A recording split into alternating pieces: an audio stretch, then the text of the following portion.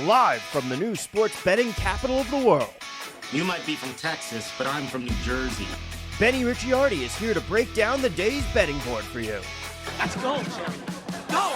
Taking a first look at the day's bets, it's time for the FTN Betting Show. Welcome to the FTN Bets Cast for Monday, August 1st here at FTN Bets and sponsored by our good friends at Sleeper. Sleeper is the fastest growing fantasy platform today with millions of players, and now you can win on Sleeper by playing in their new over-under game. It's super easy to play. So first, in any sport, you're going to choose two or more players that you like, and you're going to pick whether they're going to go over or under their listed total. So for example, in baseball today, it could be the number of hits a player gets, maybe the number of strikeouts a pitcher has, the number of runs one scores, or number of runs a pitcher gives up. Then you're going to choose an amount of money you want to enter into the contest. And if you pick correctly, you can win anywhere from 2 times your money all the way up to 20 times your money if you go 5 out of 5 and get them all correct. But the main reason I'm excited about this over-under game on Sleeper, it's the only app where I can join with my buddies' contest and we could all play together. It has a built-in group chat where I can see what you're playing, you can see what I'm playing. We could all see what the guy who won 3 days in a row is playing. And it's insanely fun when everybody in your group is riding it out together. So stop what you're doing now, download the Sleeper app to play in their new over-under game, have some fun with your friends, and make a little bit of money in the process. On your mobile phone, you can join our listener group on Sleeper by going to sleeper.com/FTNBets, and Sleeper will automatically match your first deposit up to $100. So again, go down to the description in this podcast, sleeper.com/FTNBets, and you'll get a $100 deposit match on your first deposit. There are terms and conditions that apply, so see Sleeper's terms of use for those details. Last time we kept rolling with our NFL team betting previews, and last time we did the Green Bay Packers. Today, we're going to go to the only team that I think has a chance to knock them off for the top spot in the division, in the Minnesota Vikings. The Vikings finished last season 8-9. Week 17, they had a loss to Green Bay that basically officially eliminated them from the playoffs. This year, Jeff Ratcliffe, with his win total projections over at FTN Bets, has them projected for 8.4 wins. Most of the books out there have it somewhere between 8.5 wins and 9.5 wins. On PointsBet, you could look and see 8.5 wins, but it's super juiced up. The over is minus 155 there. So you're talking like a 62% chance is what the implied probability is of the Minnesota Vikings getting over 8.5 wins there. The under is plus 125. And honestly, with us having this number at 8.4, the under at plus 125 on PointsBet is a very interesting number to me. I think that might be the way that I'd be looking to play Minnesota here. DraftKings has them at 9 wins, pretty much close to where the market should be. Probably a little over 9 wins is where the break even would be on DraftKings, because they have the over at minus 115, the under at minus 105. So it's juiced up a little bit to the over, even at 9 wins there. Somewhere between 9 and 9.5 is where it would be, probably the consensus number would be, because if you look at FanDuel or MGM that has this at 9.5 wins for the Minnesota Vikings, the 9.5 on FanDuel and MGM, which would need the Vikings to get to 10 wins, that's actually juiced to plus 105 to the over. Now, again, here's an interesting thing. We talk all the time about, last year you needed 10 wins to guarantee a playoff spot. 9 wins puts you on that, cusp where a couple of the 9-win teams did get in and a couple of the 9-win teams did not get in.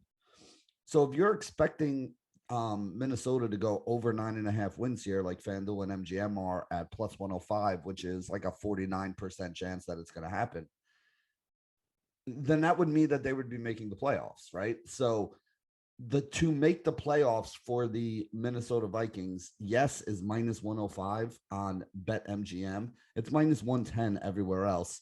And no, the Vikings will not make the playoffs is also minus 110. So, I mean, the Vikings are right on the cusp there of that 9-10 win team that you need to be able to make the playoffs. They are basically even money, right? Like, I mean, minus 105, again, take the minus 105 at BetMGM out of the equation. They're basically minus 110, yes, to make the playoffs, minus 110, no, to make the playoffs at DraftKings, FanDuel, PointsBet, Unibet, BetRivers, Sugar House, all the other books that we look at. So it's interesting that's where it is. Like I said, I think it's going to take 10 wins to guarantee a playoff spot.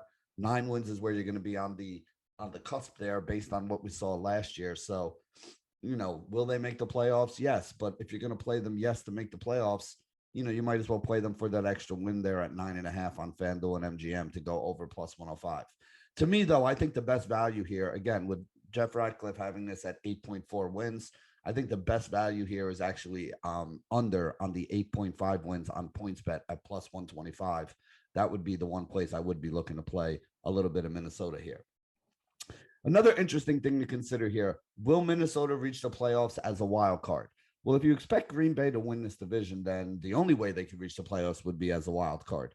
Them to make the playoffs, as we said on BetMGM, if you're playing the yes is minus 105, them to reach the playoffs as a wild card, which again is the most likely way they make the playoffs, plus 290 on MGM for them to make the playoffs as a wild card. That number feels a little high. It is plus 240 on Unibet, Bet Rivers, and Sugar House. So again, the most likely occurrence for the Vikings is that the Green Bay Packers win this division. The Vikings come in second in this division, and that's how they make the playoffs. So if they make the playoffs as a wild card there, plus 290, that's a really nice payout there. I mean, you're looking at almost 3-1 on something that, we think is probably the most likely way that they're going to get there. I think that number should be closer to plus 200. So to be plus 290 right there, that's a nice payout there. So I like the plus 290 for the Minnesota Vikings to reach the playoffs as a wild card, and MGM is the place you could play that one as well. So now let's go on and talk about some of the awards that this team could win this year. First one being the NFC North Championship. So again, we talked about Green Bay being the chalk, and rightfully so there. We talk about the Lions and the Bears both being like 10-1 or more. So Minnesota is the only other team with a real positive chance to win this division. Let's say, God forbid, a guy like Aaron Rodgers gets hurt. Well, that's really going to open the door for this Minnesota team to win this division here. So it's not crazy. It's not outlandish. It's not like they can't win this division here. Even with a healthy Aaron Rodgers, it's not like they can't win this division here. But it is more likely that, Green Bay wins. But 3-1, that's a pretty decent payout here. FanDuel has this at plus 300. Every other book out there in the market is somewhere between 240 and 270 of the legal online sports books when it comes to the Vikings' chances to win the NFC North. So plus 300 on FanDuel here. Pretty decent number there. I wouldn't mind taking some of that. Let's see. NFC to win the entire NFC. We're looking at 20-1 for the Minnesota Vikings over on FanDuel. That is the best price in the market if you're looking to get the Minnesota Vikings to win the entire NFC and be the NFC representative in the Super Bowl. Most of the other sports books have this between plus 1,400 and plus 1,800. So 14-1 to 18-1 elsewhere. 20-1 plus 2,000 on FanDuel is the best number that we can get. Super Bowl odds for the Minnesota Vikings, plus 5,000 on PointsBet, plus 4,000 is the consensus number on most of the other books. So 50-1 on PointsBet is the best number we can get. The lowest number in the market is 30-1 over on Caesars. Even at 50-1 here, I don't think I'm taking the Minnesota Vikings, but I don't think that's a crazy number. I think the Vikings are one of those teams that does have a little bit of an outside chance there. At 50-1, they're getting like a little bit below a 2% chance there. I think they may have a little bit higher chance than that. I mean, obviously the offense is very, very good. You have some of the best wide receiver weapons out there with guys like Thielen and Justin Jefferson and even KJ Osborne, who's a solid number 3 wide receiver there. Irv Smith is back, so your tight end room is better. You have a good running back in Dalvin Cook. You have a very good backup in Alexander Madison. I mean, the offense is fine here. It's whether or not the defense can hold up. Now, again, I'm not saying that I think Minnesota can win the Super Bowl, but at 50-1, I think their chances are a little bit better than that. So the implied probability of 50-1, probably a little bit low there. So I wouldn't mind if you threw a couple bucks on it. Again, not mortgaging the house on it, though. So now let's go on and talk about some of the player props now that we talked about all the team stuff here. And the first guy I want to talk about is Kirk Cousins. So Kirk Cousins, most passing yards in the league, 20-1. I don't think he's going to win MVP or Offensive Player of the Year. I don't even really think he's going to win most passing yards, but I wanted to mention that this number is 20-1 on most of the books that are out there. PointsBet, FanDuel, BetMGM, Sugar House, Bet Rivers, Unibet, all have him. Most passing yards, 20-1. Most passing touchdowns, he's also 20-1 on FanDuel and BetMGM. And I like the passing touchdowns more than I like the passing yards. And let me explain why, right? So each of the last 2 years, Kirk Cousins has played 16 games. Each of the last 2 years, Kirk Cousins has thrown for 4,200 yards with a little bit of change on each one, right? So guy is very consistent there. 33 touchdowns last year, 35 touchdowns the year before. Again, the numbers are just very similar for 2020 and 2021.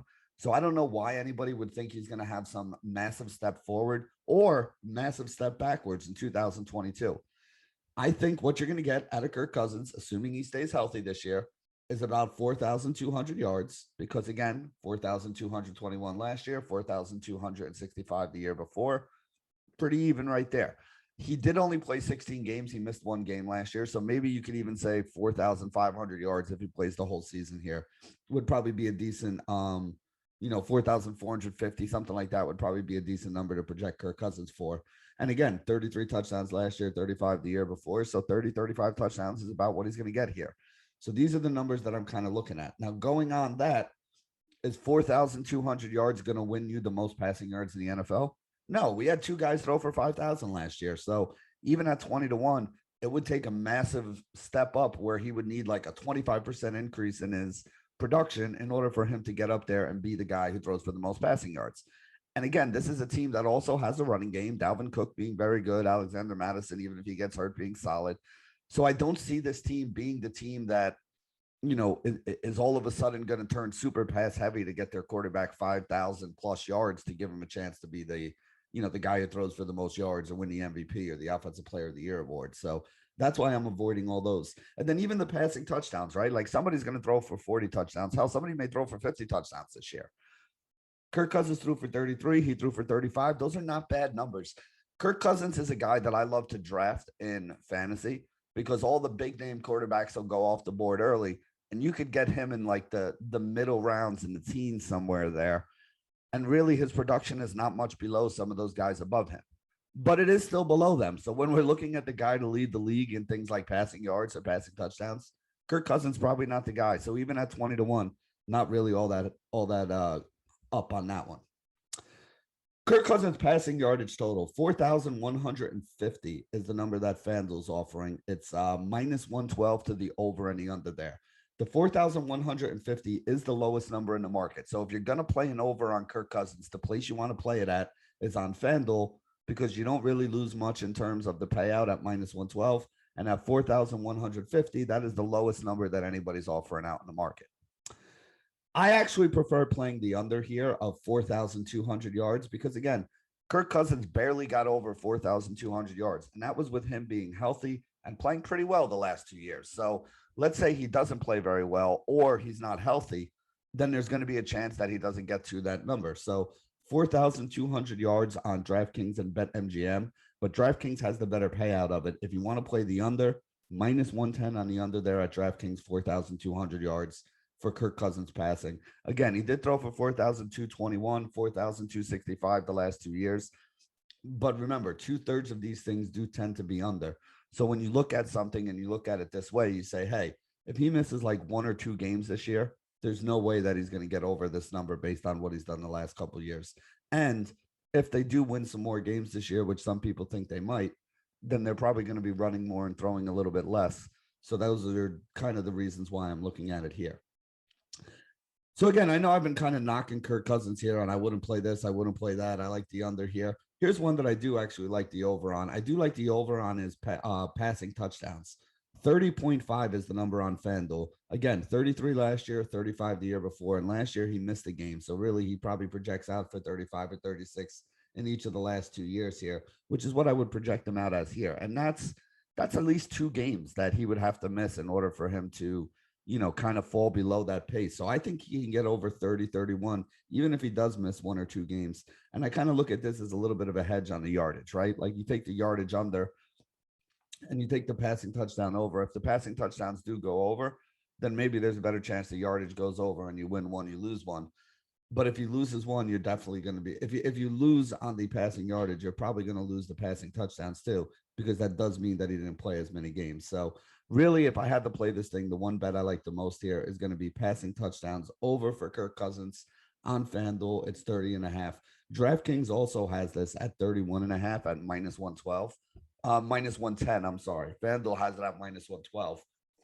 I have no problem giving up those 2 basis points to get it 1 touchdown less. If he finishes with 31, which again is unlikely, but let's say that happens, you'll be very happy that you did. You're not going to be all that happy if he finishes with 31 and you did it just to get like an extra 20, 30 cents out of it. It's not really worth it. So for me, I like the over on FanDuel minus 112. Next guy I want to talk about here is going to be Dalvin Cook. Dalvin Cook is an absolute stud when this guy is healthy. I mean, in 2020, he ran for 1,500 plus yards in 14 games. Last year, he ran for 1,150 yards in 13 games. 2020, he combined for 1,900 yards rushing and receiving.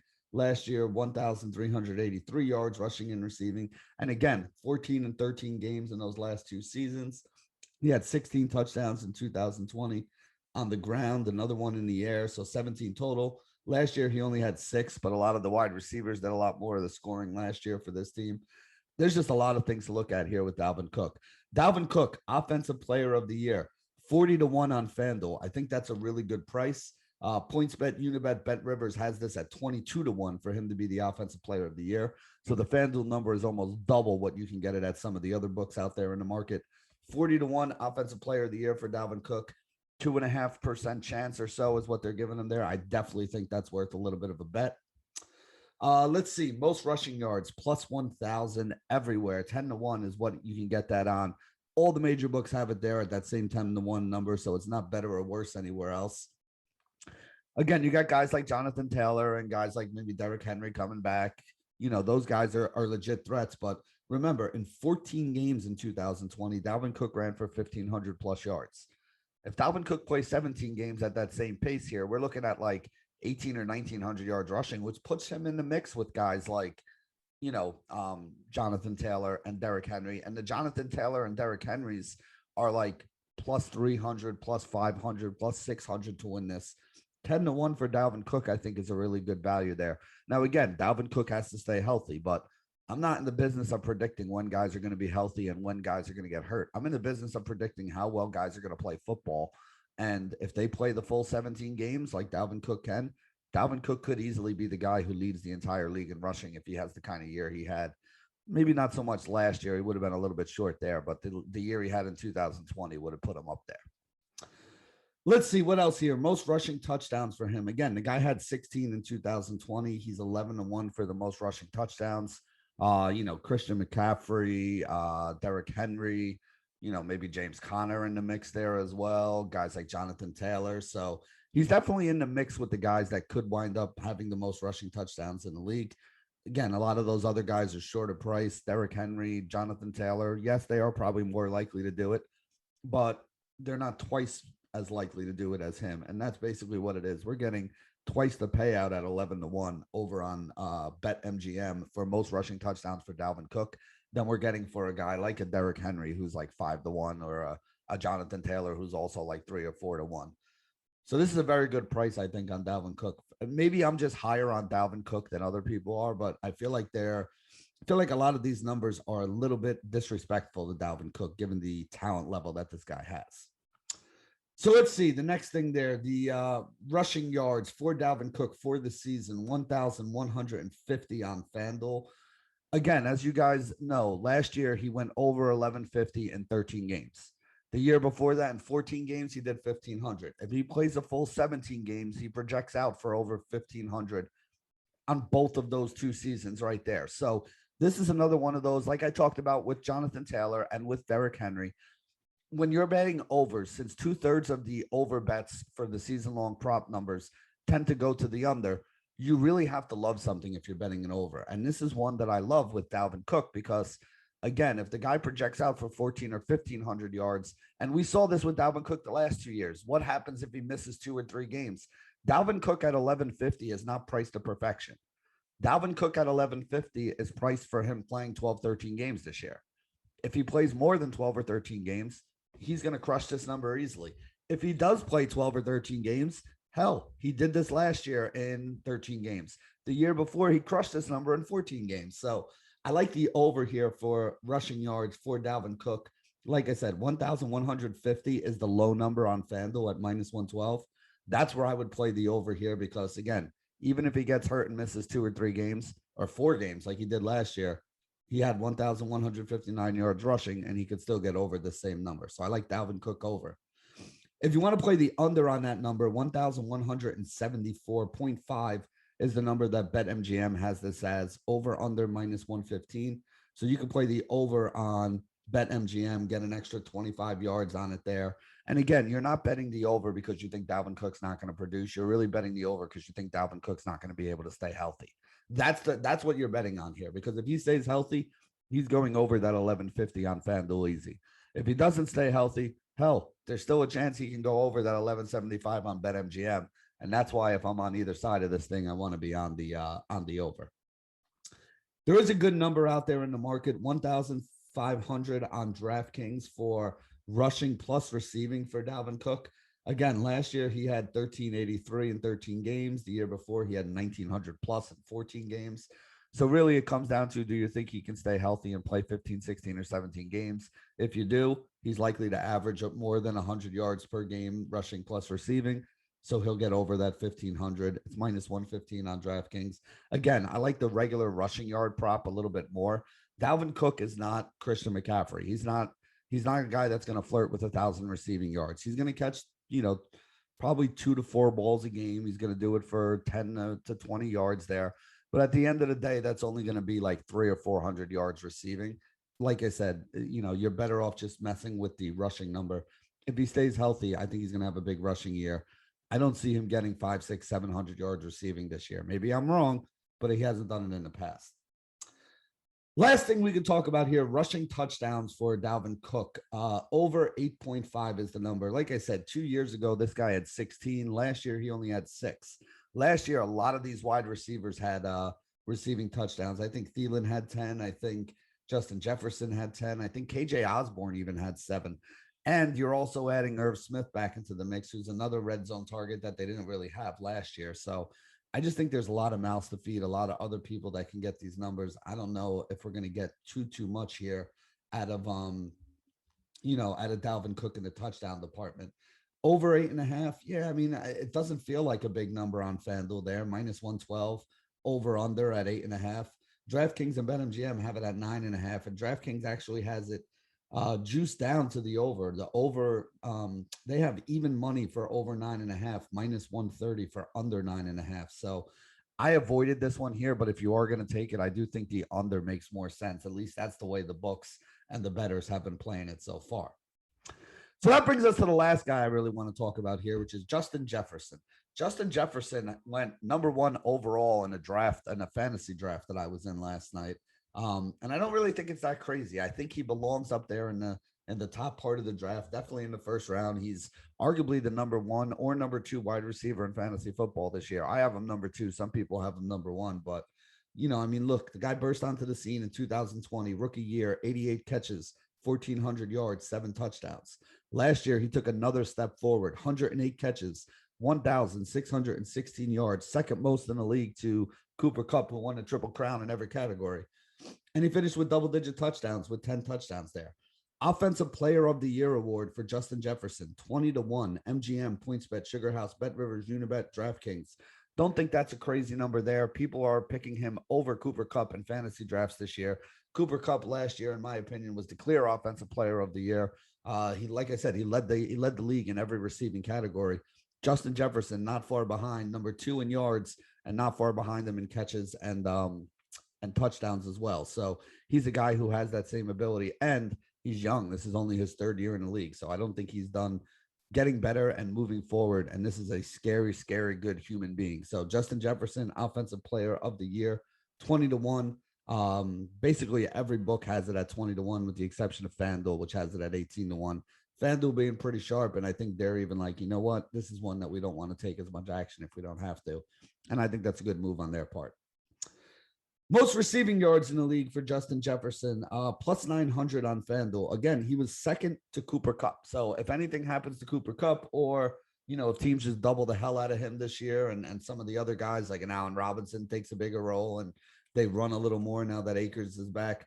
This is Justin Jefferson had the best chance to get up there. Now, he was about 300 yards behind where Cooper Kupp was. Cooper Kupp was at 19 something. Justin Jefferson was at 16.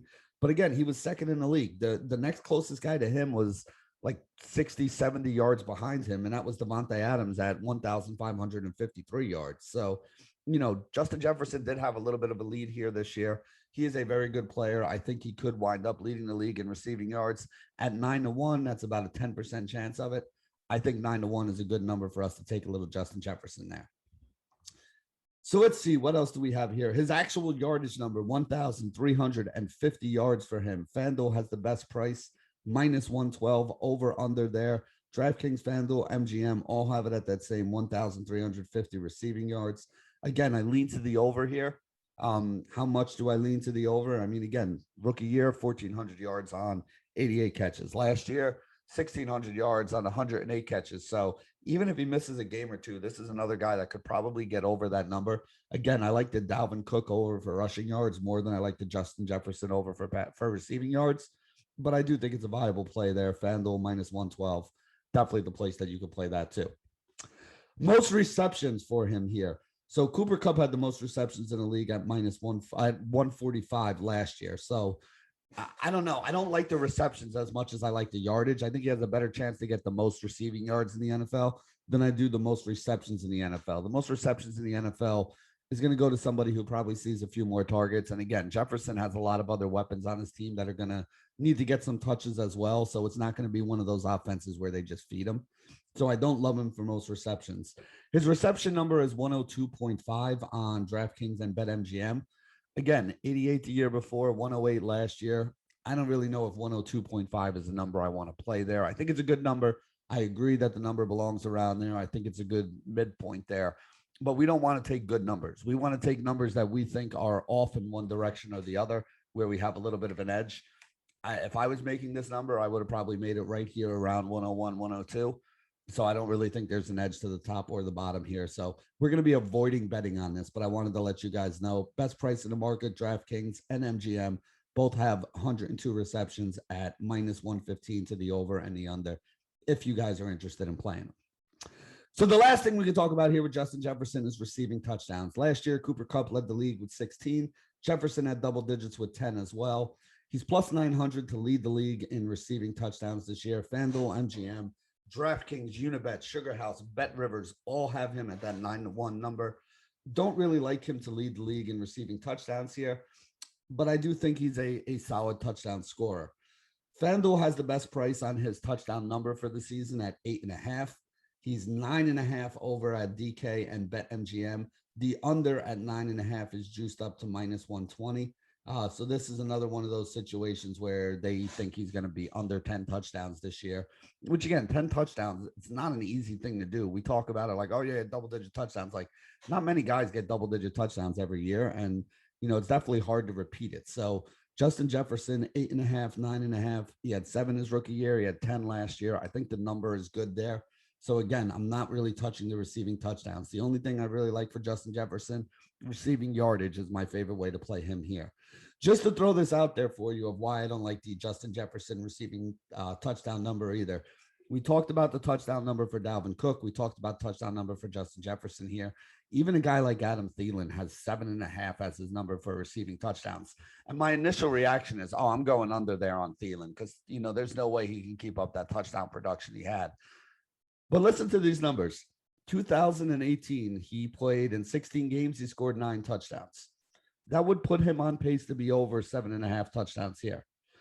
In 2018 and 2019, he only played in 10 games, but he had 6 touchdowns in those 10 games, which put him on pace for the season to score 9 touchdowns, which again would put him over the 7.5 that his number is here.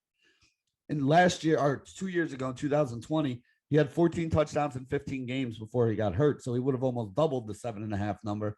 And then even last year in only 13 games, and he had a little bit of a down season, he still managed 10 touchdowns. So I don't know how the guy does it, but he has 39 touchdowns in his last 54 games in the league. He's gone over or averaged over 8 touchdowns each of the last 4 seasons here. The only season he didn't do it was in 2019, and that's because he only played 10 games. Last year, he only played 13 games. 2 years ago, he only played 15 games. And in both of those years, he ended up with double-digit touchdowns and would have went over the 7.5.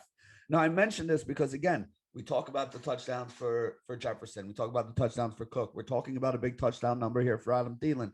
There's only so many touchdowns to go around. So one or two of these guys is not going to make it over. And that's why I kind of avoided the, rushing touchdown with Cook and the receiving touchdown with Jefferson. You got too many mouths to feed here. Only so many touchdowns to go around. And I would not be shocked if any of those three guys got to 10. But if any of those three guys get to 10, it also probably means that the other two of those guys are going to be under 10.